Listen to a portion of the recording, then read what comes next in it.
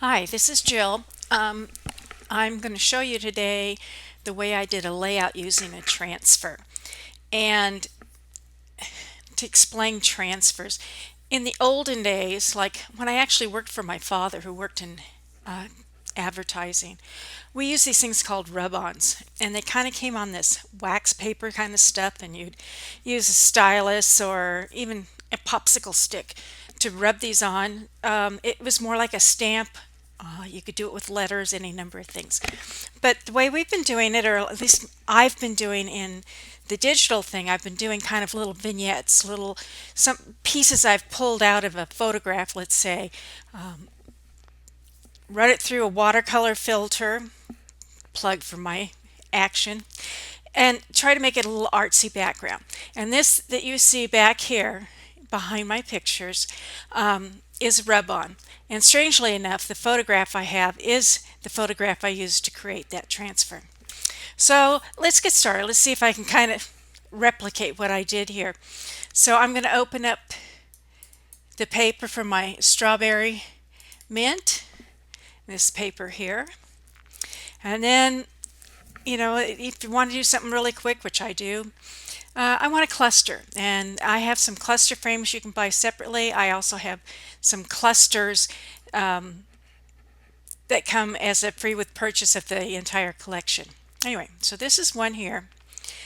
And as I showed you in my previous video, I like to sit there and create kind of, a clipping thingy here so to clip photographs on.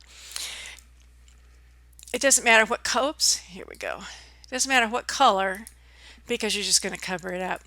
And then I like to lock these two together so that if I move one, they don't end up in opposite directions. Excuse me. So I'm bringing in my photograph, and I kind of liked, I can't remember exactly what I did, but it doesn't matter. It's good enough as it is. And I clip it onto there. So that becomes a unit, and I will group them together because now I don't have to worry about whether they're locked together or not. This one was a pre-shadowed cluster. Oh no, I think I grabbed the wrong one. Yep, I grabbed the wrong one. See, I'm not perfect.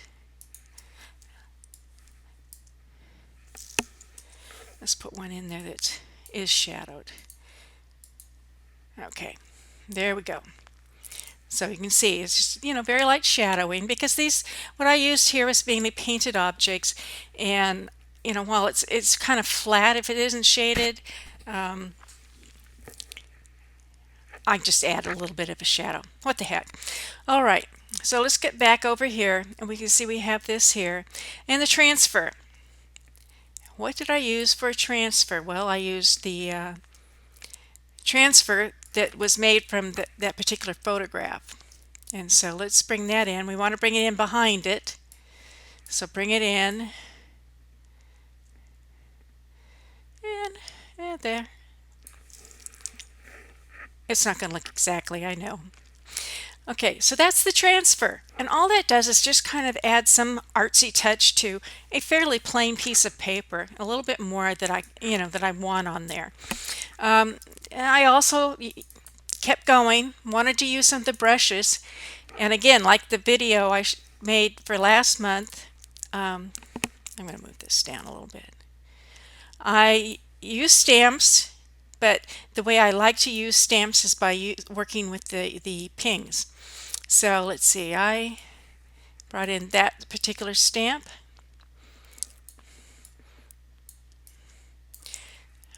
Let me see what I did here.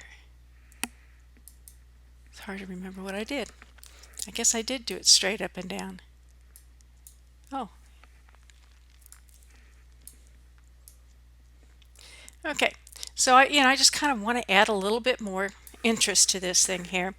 I'm doing this in Photoshop, but I'm going to do it as if I were in Elements because there isn't a way to color things in a layer style for Elements. That's my disclaimer there. So I created another layer, clipped it to that particular layer, and then this one I did as a gradient, and so I put in some colors that I had that, went from a yellow to red to a green. It didn't really show up that much as a gradient, but whatever. So we have that. Then I added, if you look over here, I added the butterfly. Oh, I had my transfer up higher, didn't I? There we go.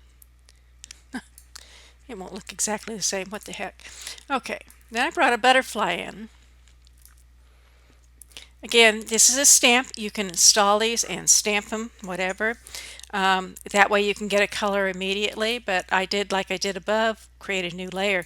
I clipped it to the stamp, and then this one I'm just gonna fill. Get back to my paint bucket. Okay. I think I had a little lower. Oh, I know what I did. I actually made it more transparent, so it wasn't yelling at me. There we go. That's what I did. And that's how you use a transfer in your layout.